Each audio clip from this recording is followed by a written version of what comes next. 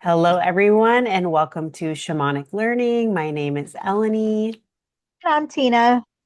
and we are chatting about all the clairs, the psychic gifts that one may come into this lifetime with, and ways to kind of develop those gifts. And just Tina and I are going to chat about what ours are today and see if maybe any of that might resonate with you. So, Tina, can you tell us a little bit about the quiz that we both took before this call? Yeah, so for our upcoming Claire's class, we created a quiz that'll help you identify your primary and secondary Clairs. So what does that mean? We all have the Clairs innately. Like we all have all of them. And the seven that we're talking about are just the primary ones. There's a bunch of secondary ones too, but um so yeah, our quiz just helps you identify which one your strongest. Most people have one or two, right? That they lean toward, um, though we all have all of them. So this is a really interesting quiz. For me, it was actually very difficult to answer. And I know you probably had the same problem.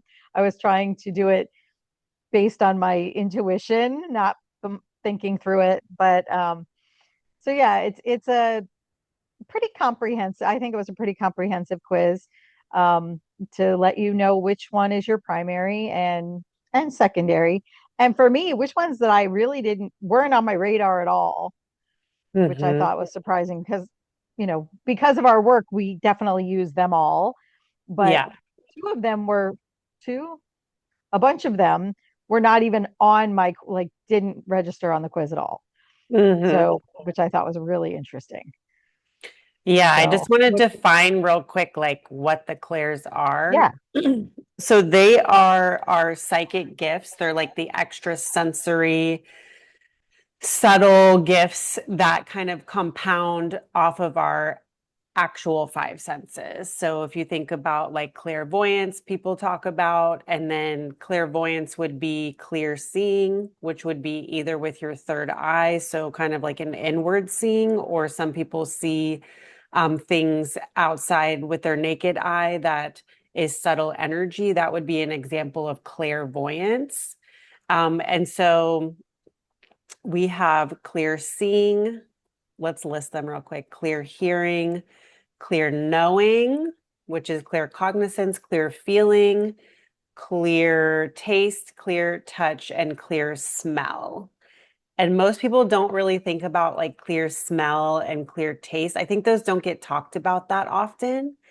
But those are also psychic gifts. So Tina created a quiz for our class because we have a psychic development course coming up. And depending on when you're watching this, it's coming up in July of 2026. It's a 5-week course. If you're watching this video after that point, just stay tuned because we will be kind of recycling a lot of the courses that we do. And each time we do them, they're going to probably get juicier and more refined. So get on our newsletter lists and follow our web pages, blueobsidianhealingwellness.com. Is that correct? BlueObsidianHealing.com. Blueobsidianhealing.com. And then I'm rivermedicinehealing.com. All that will be in the show notes. Okay. So moving on, Tina, tell us. Yeah, so this quiz basically asks you a bunch of questions. You add up your score at the end and it shows you which one is the most dominant and then the secondary. Correct. And for me, and this will not be a surprise to you, my primary is clairaudience. So Yes. I hear from, that's my primary. I hear my guides loud and clear.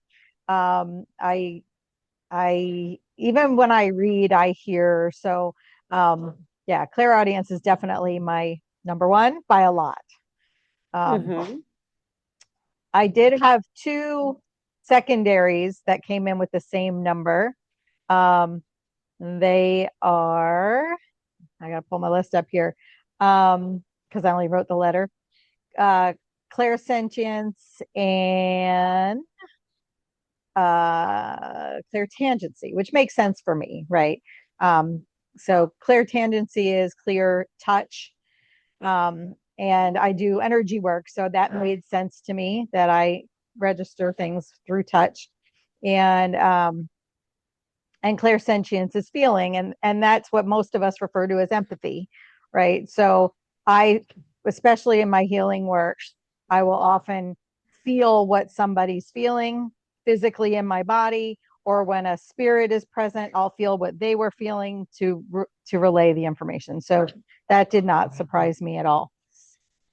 Yeah, that's an interesting distinction because I think clairtandency and clairsentience, they also kind of probably blend a little bit. And at the same time, a distinction could be physically what you're feeling, clairtangency. For example, I'm going to touch this Touch something, right? and then I get a feeling, like a physical feeling. Versus if I touch this clear and I'm clear sentient, my clear sentient gifts are going off, I'm feeling an emotional or energetic energy from it. So it's not like the tingles. It's like I feel sad because somebody was Right. sad that was owned this before. That's a good distinction. Yeah. Yeah. So they definitely come. I think they play off each other Yeah, they definitely pretty do. regularly. I mean, Yeah. when I'm feeling somebody's chest pain, I'm also feeling their anxiety or their sadness or whatever, Yeah.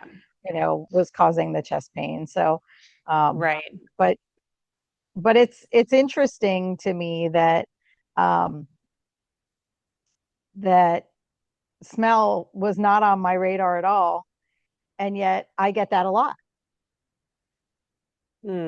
Maybe when a spirit. it's not your like Well, it's certainly, initial. yeah, it's, Yeah. yeah, but a lot of times when there's a spirit in the house and I don't notice them right away, I do notice the smell, and that's when I go, oh, a cigar. There are no cigars in my house, or Hmm. lilies, or whatever. So the quiz unto itself is very interesting, super fun It to do. is. We will be doing it in our class. And But in the same breath, like that's not the be all end all of your Claire ability, Right. right?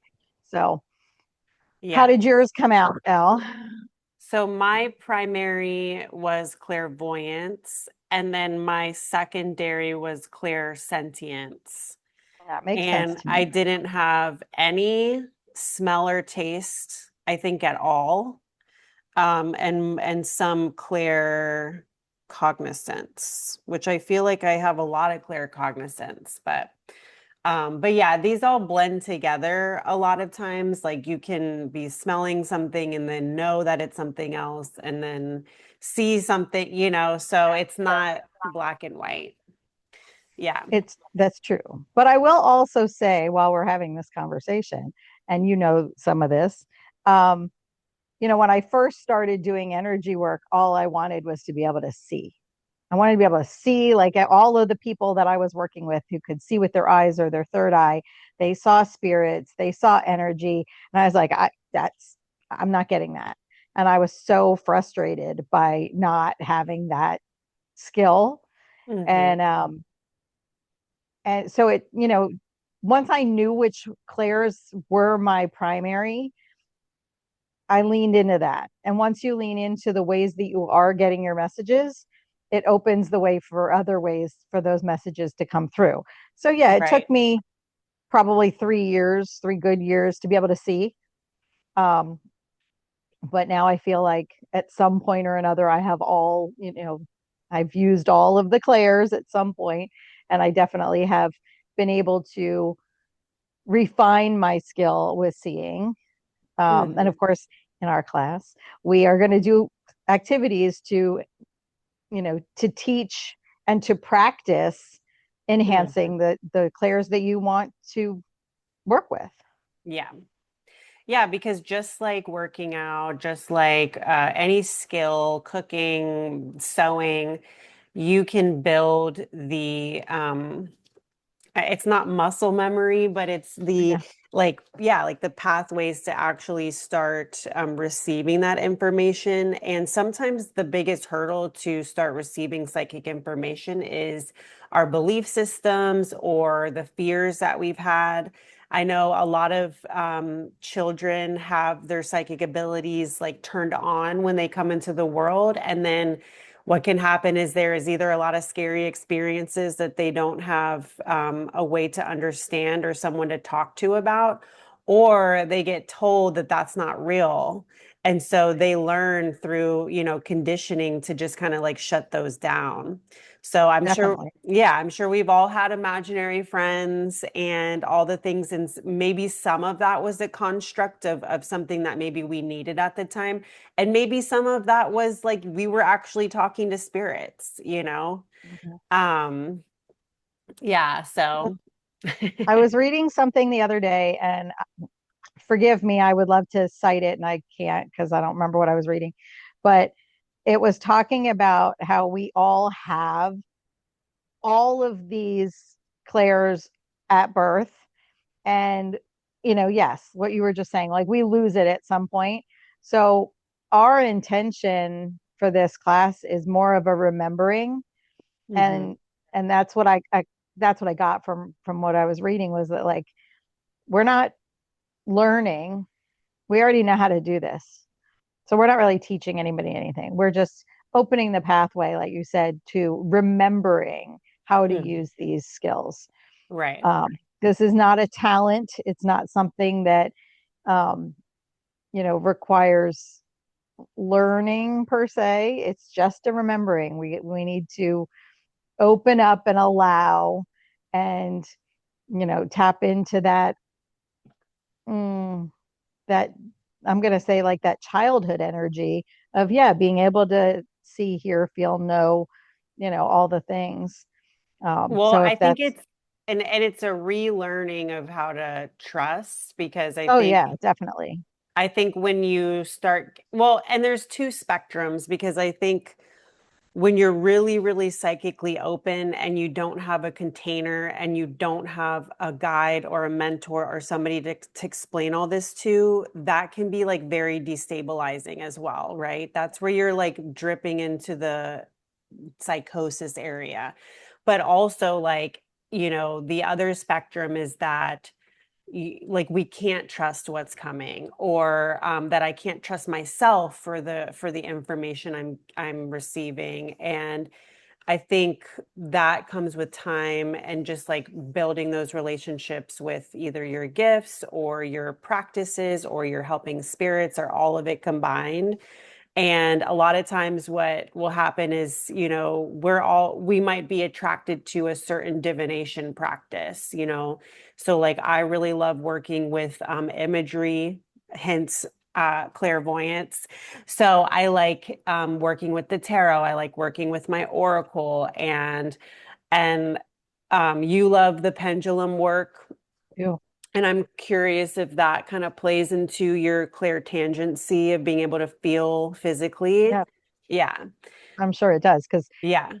when we taught the class, Hmm. my the one thing I wanted people to get was that, like, I work best with a pendulum when my eyes are closed. I don't want to see it. I want to feel what it's doing, Hmm. because that's a truer answer than me staring at it and sort of encouraging it to do something. So, Right. yeah, I think it does play. Yeah. And I think you brought up a good point a moment ago when you were talking about, the beliefs and the fears and all that too, because you and I know, going through the medicine wheel and doing all this work that we do. Um, when I first started this work, the word mediumship freaked me out. That was like a no-fly word. Like, no, I was not a medium. I didn't, that wasn't a thing for me. And that was all just fear based from past life stuff, from this life stuff, from people telling me that that wasn't right or wasn't safe or whatever. And so, that's stuff that needs to be worked on in order to get past and be Hmm. able to do what the work we're doing now. But practice certainly helps. Yeah. Practice. And I like to explain mediumship as, I mean, there's just your basic construct that people think of as like, oh, there's a medium that speaks to the departed loved ones, and that's just like the Right. synopsis of a medium, but actually mediumship is any way that you're channeling information. So you could be talking to your helping spirit, you could be talking to your, well ancestor, you could be talking to like your higher self or a version of you, your future self. That could all be mediumship because it's a form of you channeling information and receiving information. And that took me a long time to understand and just to get past that word, because to me that Yeah. word was not safe. But I've been doing that with my crystals for years, Mm-hmm. right? I mean, I get information from my crystals, and Yeah. that's all part of my mediumship work.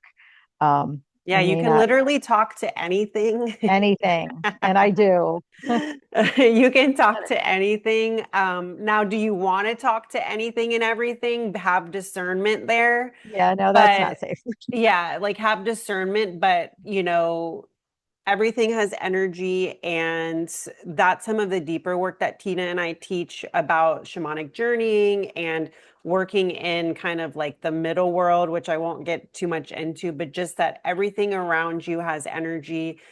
You could hold a rock and literally hear or sense or see its story, right? Absolutely. Or a fossil. It's great to practice with Yeah. a fossil. Yeah. And, what that story could be is possibly, I mean, there's a million iterations of what it could be, but it could be the story of how it got to where it was. It could be the story of the land. It could be the story of how it was like chipped away at. You just don't know. There could be something attached to that rock, like another energy that's speaking to you. So, um, I think when we are able to like take those filters off that, things aren't living, and like it is the animistic approach, right? It's earth honoring to understand that literally everything has come from the earth. Literally everything, even our plastics and stuff. And therefore like everything does want to be honored, and respected. And so when you take that into the realm of your gifts and talking to helping spirits or whatever, I think it's the same thing, so, and you can just think of mediumship as like building a relationship with whatever you're speaking with or talking to, whether it's Absolutely. yourself, or yeah, or your grandfather. I had a conversation with a dragonfly yesterday. So, um, and animals bring us a ridiculous amount of information. Yeah, I mean, all the time. So, yeah. we talk about animal spirits in another podcast, but yeah, you get a ton of information from animals, plants. Hmm. The plants are going to tell you if the air isn't healthy or the land isn't healthy or whatever. Right. And it's a huge red flag, right? To, take heed. Hmm. The land almost always tells us before something happens that, you Right. know, notice. And I think too, like when you're working with your clairs, you may start to notice different synchronicities in your waking world. Like, for example, like you said, you'll start noticing either warning signs or encouragement or support. You'll start seeing the numbers or the synchronicities. And that's also a part of kind of awakening that part of you that is like open to receiving, you know? Yeah. So I think for me, with my clairsentience, my clairvoyance is something that I don't have an issue with as far as like boundaries go, because I kind of like pick and choose when I'm going to be engaging with that gift, and I don't feel bombarded by imagery otherwise, thank goodness. But I think with my clairsentience, it's been a lifetime's work of just working with like not holding, pulling in, and processing other people's emotional energies. Because that gift, I think for a lot of empaths and a lot of like healers, we have to be able to like live and not not be like pulling in and processing everything as our own too. Yeah, absolutely. Yeah. And I have that, I- obviously we have better boundaries now than when we started this work. Yeah. But yeah, certainly when I started, and I'm sure we've told this story before, I had a portal in my last house because I thought it was okay that the spirits were coming and going from my house. And it is Mm, okay, but there still has to be boundaries around that. And they mm. were just always there. And I was just like, oh yeah, hey, Yeah, let's no. come in, hang out at my house. And no, that's a bad boundary, like, Yeah. or no boundary as the case may be. So yes, um, any of any intuitive anything, when you're dealing with this realm, you have to have boundaries as to when you want to use your skills. Um, Hmm. you know, you can't be bothered by spirits all day long. Right. Even animal energies, you know, I don't want all the animals in my yard at one time, like, Right. or whatever. Like, you don't need all the messages at one time. Yeah, and I think when people are starting off and starting to get curious, at least for me, that curiosity was so intense, but then I mean, you learn through experience, but discernment is such a big key. It's not fear based though. No, not at all. It's a clear cognizant gift of just knowing like what feels appropriate and what's not, and sometimes you learn the hard way, that happens, but it's not coming from like the instinct of fear necessarily. It's coming from just like, yeah, just like honing and working on Yeah, healing those absolutely. boundaries. So, all right. Well, Ari, do you have anything to share about your gifts? This is Ari, and there she is, my foster pup. One of my foster pups. They're both here. They have a lot to share about their gifts. But I also, in addition to the Claire's class, because I would feel remiss if we didn't mention it, Oh, we are yeah. also starting up another medicine wheel in October, and Hmm. applications are being accepted now. So if you are ready to join us on an amazing 1 year journey of everything. It's self discovery, self healing, learning how to be a shamanic practitioner, learning how to do ceremony, connecting with your guides and the archetypes and us and your classmates and building community. And there, I could talk about this forever. But we, registration is open and we are certainly taking applicants. And we've temporarily lowered the price. So Hmm. join us. If this is even Yes. something you're considering, let us know and we're happy to talk to you about it. Yeah, we'll put the application link in the show notes. And yeah, we are both shamanic practitioners. So, psychic development is just like a piece of the other work that we do. And yeah, we work in, I mean, the idea of like a shaman or a shamanic practitioner is that they work between the worlds. So they are attuning to the gifts and kind of like bridging the two, right? They're bridging the psychic with the, 3D or I don't want to say mundane, but you know what I mean? Like in the But waking it world. is. Yeah. Yeah. And so whether you do that through like shamanic work or, like other crafts, other healing arts, other psychic arts, um, it's just, I don't know. It's my passion. I know it's Tina's passion, and I just love it. So if you love it too, then come hang out with us because we do classes every couple weeks slash months. We're putting out new things.